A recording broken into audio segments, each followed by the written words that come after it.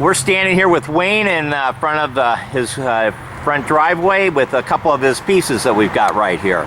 So Wayne, why don't you go ahead and talk about these pieces a little bit. Well, Dave,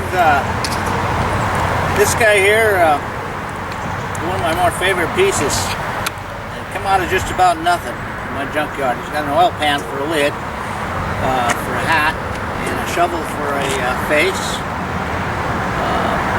His nose made out of a piece of plumbing. He's got a little cane down here.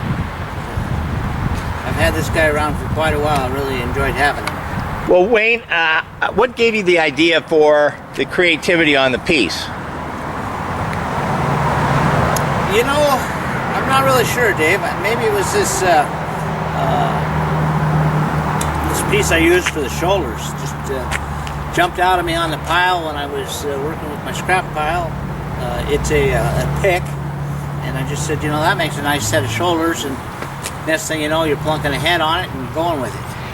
Okay, I see quite a few other pieces, so we're going to just tour around the yard and get an idea of all the pieces that we've got around here. So, see you at the next site. Okay, Wayne, here we are with a couple of ponies that you've got here. So, how did these come about?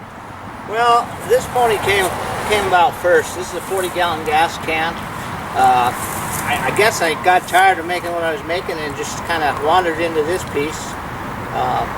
It's got a seat off of a tractor seat. I've had him done for quite some time. It was just recently that I discovered this smaller piece in my pile. I made the head and didn't quite know what to do with it. It sat there in my pile for quite a while, and one day I said, you know, that's a horse head, and I've got to build a horse underneath it. When I got the piece done, I immediately decided that this was another horse, and of course this is the pony. The little pony there, okay. We're going to move on to some of the other pieces here. As we'll sort of talk as we go along here. So, Wayne, I see this gentleman in the background here. So, why don't you give me some background on him? Well, this piece here is my hitchhiker. I have the hat with me, but I've been accused of modeling them off of myself. He's got a dipstick here. He's a quart low. His belly is made out of an old oil pan. Okay. His hat is an oil cover off of something, I can't remember what, and a shovel for a bill. Okay. His head is actually an old piece from the construction sites on the highways. They used to light them. It's upside down. The burner part of it is inside. The back of the piece is made out of a toolbox lid, and it's mounted on a large saw blade, so it's set in one spot. His hands are individually built out of a piece of plate and some rebar. Okay, so you shaped them? Oh, yeah. Okay. Wayne, how long would it take you to do a piece like that, give or take, once you've started? Oh, this piece here is about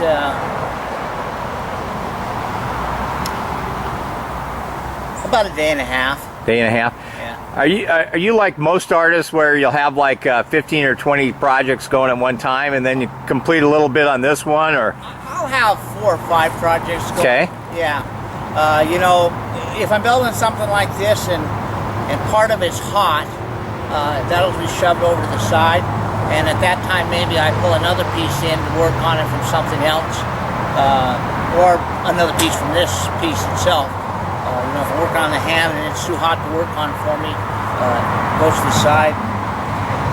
Yeah, I'll have 4 or 5 pieces. Sometimes I'm just working on one individual piece and I'll just pound on it because I want to see how it ends.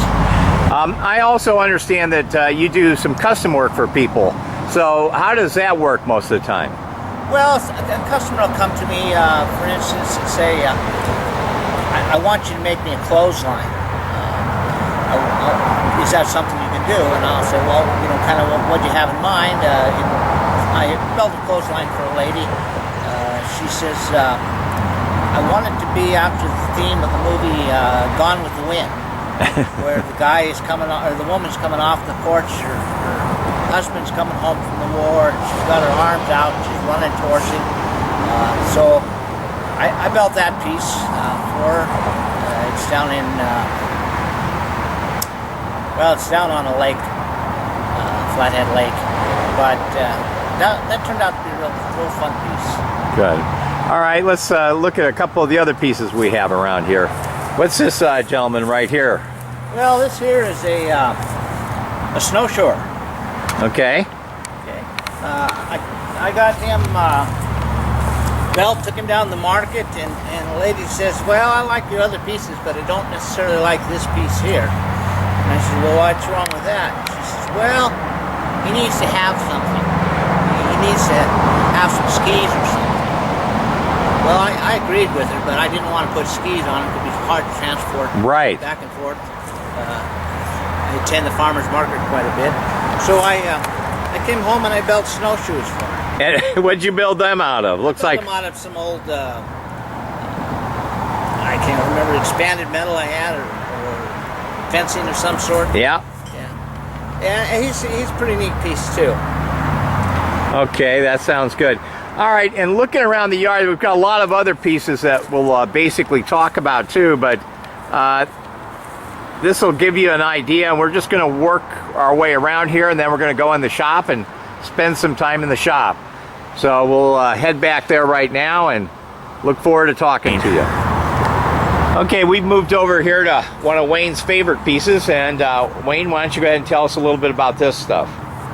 Well, this guy here is built out of an air tank off of a semi-truck. His hat is a lid off a milk can, upside down, and he's got an earring out of a spark plug. He's got, his feet are made out of a valve cover, cut in half.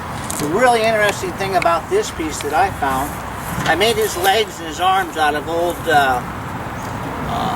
muffler pipe. But when I found this muffler pipe, it had a Band-Aid, we'll call it. Somebody had done a little repair on it. Somebody had done a little repair, and they used an old tin can, sliced the tin can, and wired it on. A lot of my pieces have little pieces that people don't necessarily notice. Once in a while, I'll point it out to them, but it's kind of funny and interesting to have people, wow, look at that. Yeah. So that goes to people's creativity if they want to use you for some custom work too. So that'd be pretty interesting.